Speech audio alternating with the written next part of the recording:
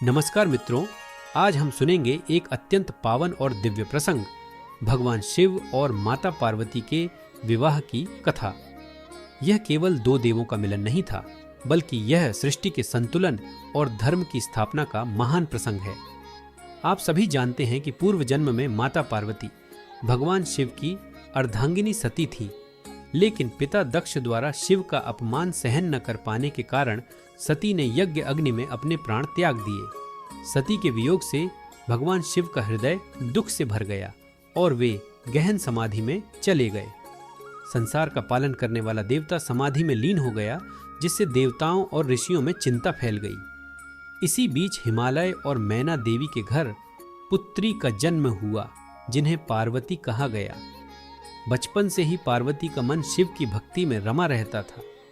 ऋषियों ने भविष्यवाणी की कि यही पार्वती सती का पुनर्जन्म है और इनका भाग्य भगवान शिव से बंधा हुआ है। यह सुनकर माता मैना और हिमालय को हर्ष हुआ, लेकिन वे जानते थे कि शिव समाधि में लीन है। उसी समय असुर तारकासुर ने वरदान पाया कि उसका वध केवल शिव के पुत्र से होगा। देवता भयभीत हो गए, क्योंकि शिव विवाह की ओर ध्यान ही नहीं दे रहे थे। देवताओं ने विष्णु और ब्रह्मा से मार्ग पूछा। सबने कहा केवल पार्वती की तपस्या ही शिव को समाधि से बाहर ला सकती है। लेकिन जब शिव समाधि से न उठे तो देवताओं ने कामदेव को भेजा। कामदेव ने अपने पुष्प बाण से शिव के हृदय पर प्रहार किया। शिव की समाधि टूटी और वे क्रोधित हो उठे।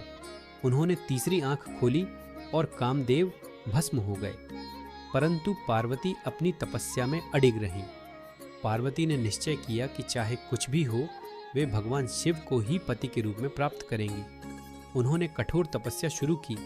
पहले केवल फल, फिर केवल पत्ते और अंततः केवल वायु पर निर्वाह किया। वर्षों तक कठोर साधना कर उन्होंने देवताओं और ऋषियों को चकित कर दिया।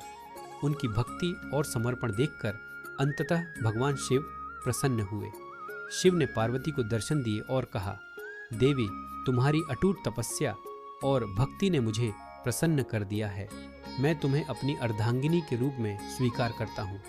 यह सुनकर पार्वती और उनके माता पिता हर्षित हो उठे।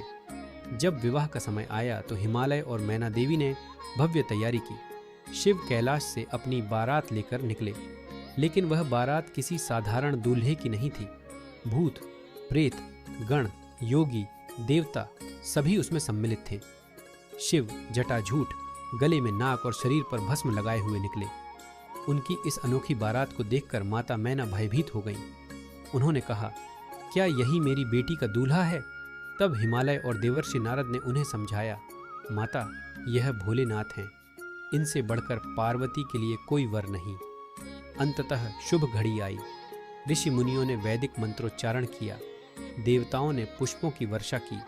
शिव ने पार्वती का हाथ थामा और उन्हें अपनी अर्धांगिनी के रूप में स्वीकार किया।